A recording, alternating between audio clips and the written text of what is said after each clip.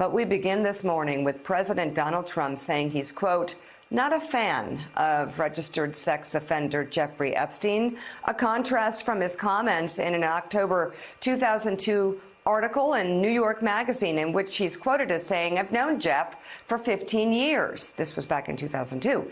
Terrific guy. He's a lot of fun to be with. It's even said that he likes beautiful women as much as I do, and many of them are on the younger side. No doubt about it, Jeffrey enjoys his social life. Here's what Trump told reporters at the White House yesterday. Anybody else? Jeffrey Epstein is a terrific guy. Well, I knew him like everybody in Palm Beach knew him. I mean, people in Palm Beach knew him. He was a fixture in Palm Beach. I had a falling out with him a long time ago. I don't think I've spoken to him for 15 years. I wasn't a fan.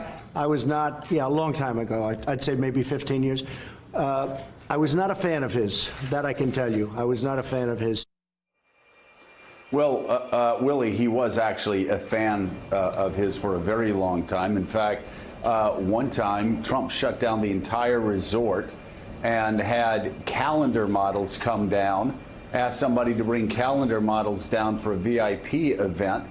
And when the organizer of it came down, he realized that the only two people in attendance at this event were Donald Trump and Jeffrey Epstein. They go back a long way. Yeah, that was in 1992 at Mar-a-Lago. There's an excellent New York Times piece this morning people can read online that details the relationship over time between President Trump, then Donald Trump, and Jeffrey Epstein. It does get into that night when it was just the two of them and a bunch of, quote, calendar models down at Mar-a-Lago.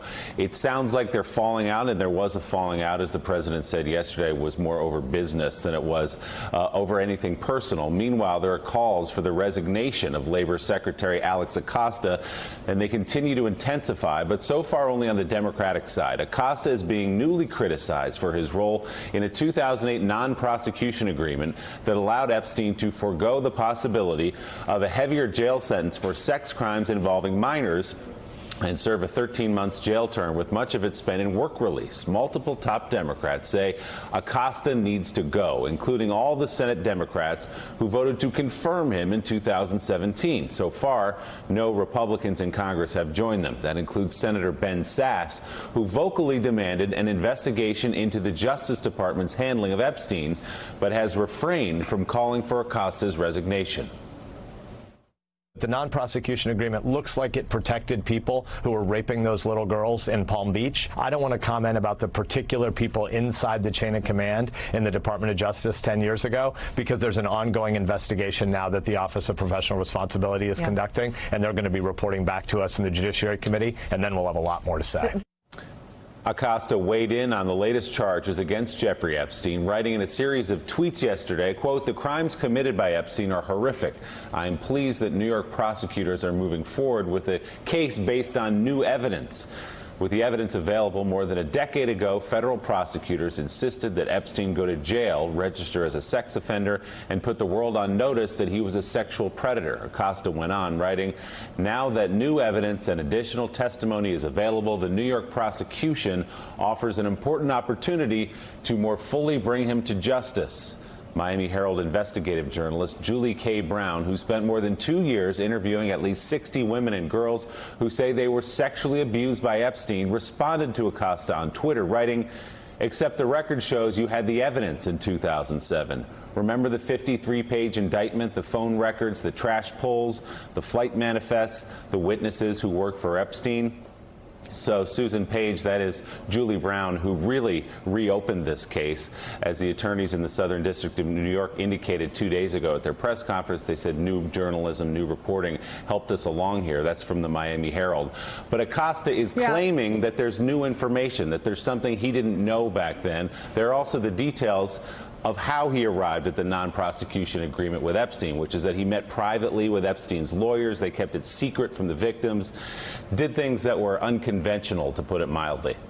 Yeah, well, kudos to Julie Brown in the Miami Herald for pursuing this. This was a scandal in plain sight. This is something that the administration could have done more to pursue when they were vetting Mr. Acosta for the cabinet role. It's something that senators could have done more to pursue, particularly Republicans who were controlling the Senate, when they voted unanimously on the Republican side to confirm him. And now I think it's all up to President Trump on whether he wants to take the heat for keeping Mr. Acosta in his cabinet. He defended him yesterday, but it reminded me a bit of Scott Pruitt at the EPA, who, defended by the president, kept in the job for a while until finally he was defended, then dumped.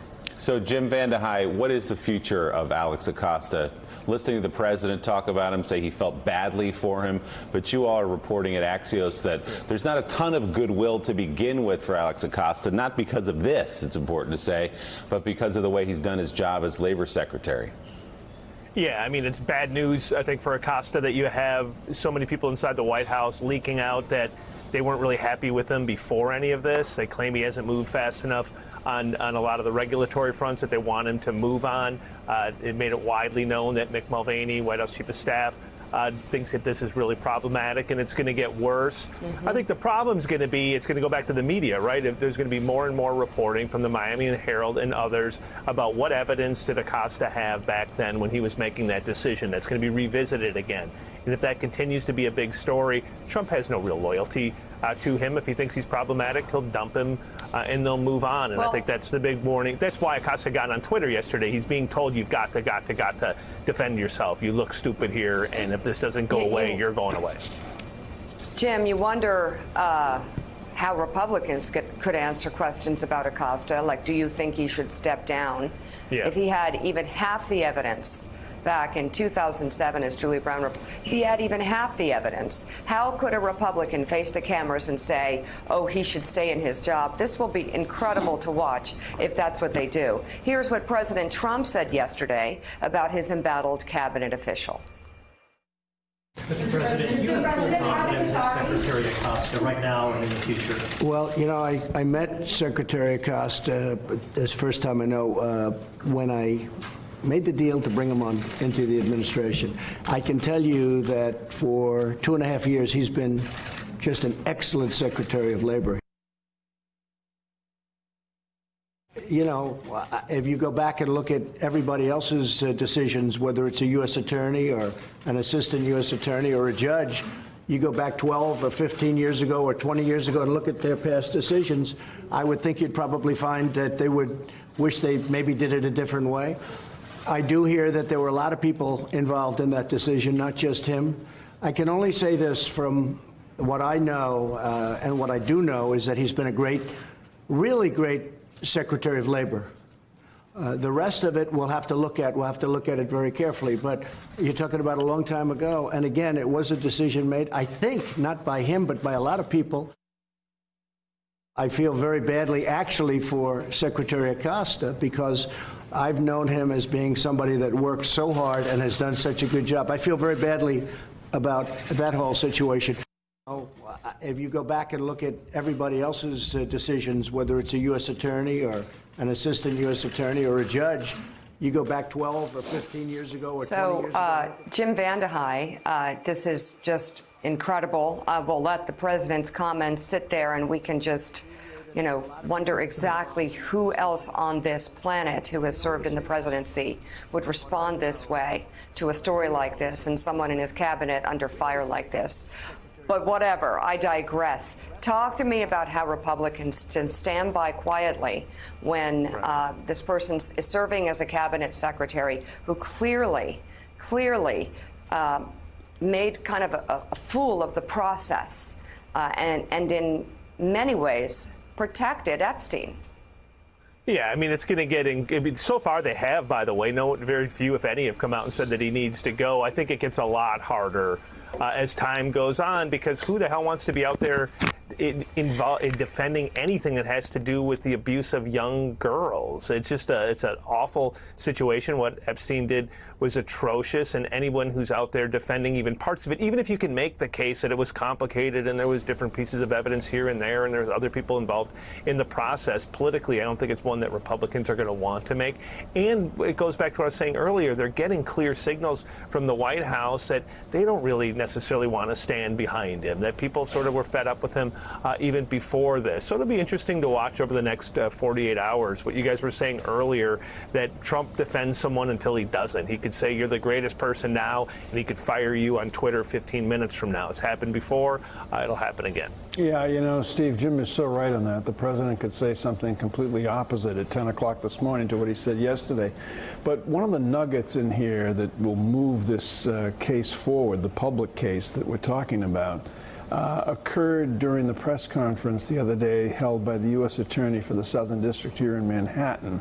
And they are clearly intent on looking at that non-prosecution agreement in Florida. How was it made? Who made the deal?